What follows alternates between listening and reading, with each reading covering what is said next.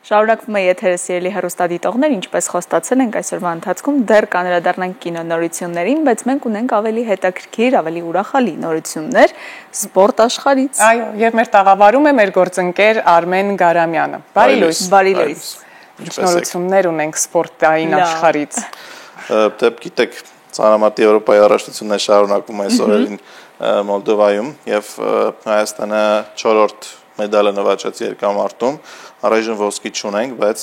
այսպես գնում ենք քայլ առ քայլ մոտենում ենք ոսկե մեդալին, 81 կիլոգրամ քաշային Ռաֆիկ Հարությունյանը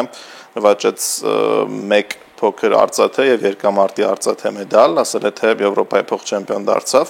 Ռաֆիկը 2022-ին Եվրոպայի չեմպիոն էր դարձել, այն ժամանակ շատ մարզավիճակում էր, հետո վնասվածքները խանգարեցին, 2 անգամ բրոնզե մեդալ նվաճեց 23-ին ու 24-ին, այս տարի արդեն արծաթե, ստացվում է բոլոր հարգի մեդալներն ունի այս պահին։ Մրցակիցը իտալացի Օսկար Ռեեսն էր, որ իրեն շատ լավ էր զգում, մենք ունեինք իրականում հնարավորություն չեմպիոն դառնալու, բայց վաբանկ գնացինք ինչ որտեղ 7 կիլոգրամանոց քայլ արեցին իրուն վարժությունում չստացվեց, բայց նա ավելի բարձր կիլոգրամներ Ռաֆիկը բարձրացրել էր։ Հուսանք ոչ թե հուսանք, այլ վստահ եմ, որ մյուս Եվրոպայի առաջնությունում կամ աշխարհի առաջնությունում ավելի լավ կլինի արդյունքը, որովհետև ամբողջովին ապակինվել է Հարությունյանը եւ ավելացնում է։ Մինչև այդ էլ ունեինք Ալեքսանդրա Գրիգորյանի արծաթե մեդալը, Գորսակյանի արծաթե մեդալը եւ Գառնիկ Չոլակյանի բրոնզե մեդալը եւ այսօր 3 մասնակից ունենք։ Հիմա կարող ենք տեսնել կադրերը մեր պատեկրանի։ Սա Պոկուն վարժության 3-րդ մոտեցումն է, եթե չեմ սխալվում, 159 բարձրացրեց, 158 բարձրացրեց, 159 բարձրացրեց իտալացին 1 կիլոգրամ հաղթեց այնտեղ եւ հրումում էլ դե 5 կիլոգրամ հաղթեց, բայց արդեն վաբանք էր գնացել նորից եմ ասում։ Այսօրվա մասին ասեմ, որ ունենք ժամը Ինչ ակնկալիքներ ունենք։ Ակնկալիքների մասին Սպասումներ, ակնկալիքներ ոսկե մեդալի։ Դժվար եմ ասել, որ այսօր ոսկե մեդալի ակնկալիք ունենք, պայքարի ակնկալիք ունենք այսօր։ Ժամը 17:10-ից 89 կիլոգրամ քաշային կարգում Նացական Ավետիսյանը դուրս կգա հարթակ, նա փոխարինել է այս քաշում մոտավորապես 10 տարի հանդես եկած Անդրանիկ Կարապետյանին, սերնդափոխություն է, եւ 76 կիլոգրամ քաշային կանանց պայքարում էլ 2 մասնակից ունենք, Աննա Ամրոյան ու Միլենա Խաչատրյան, նրանք երիտասարդների ու պատանիների աշխարհի ու Եվրոպայի առաջնություններում շատ լավ արդյունքներ են գրանցել,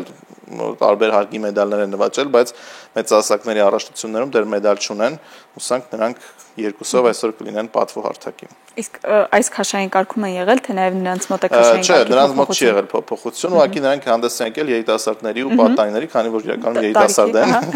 Աննան 19 տարեկան է, եթե չեմ սխալվում, Միլենան 23, եթե ճիշտ եմ հիշում։ Երբ է ավարտվում առաջնությունը։ Երկուշաբթի, մեզ համար ամենահետաքրքիրը,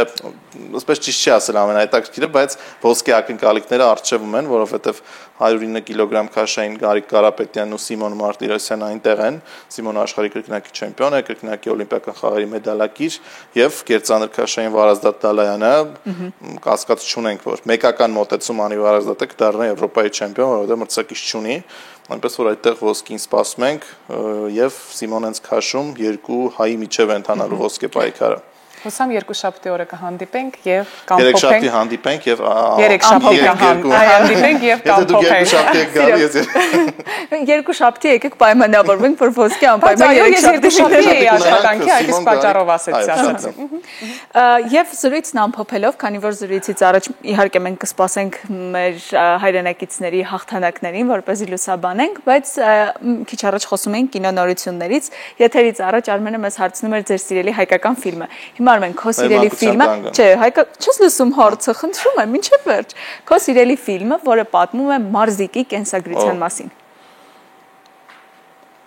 1, 2, Դե Մարադոնայի մասին պատմող ֆիլմն է կարծում։ Ես էլ եմ դիտել եւ շատ հավանել եմ, այո։ Իսկ հիմա պետք է ծանոթանալ կինոնորություններին, այո, թե ինչ դիտել հանգստյան օրերին։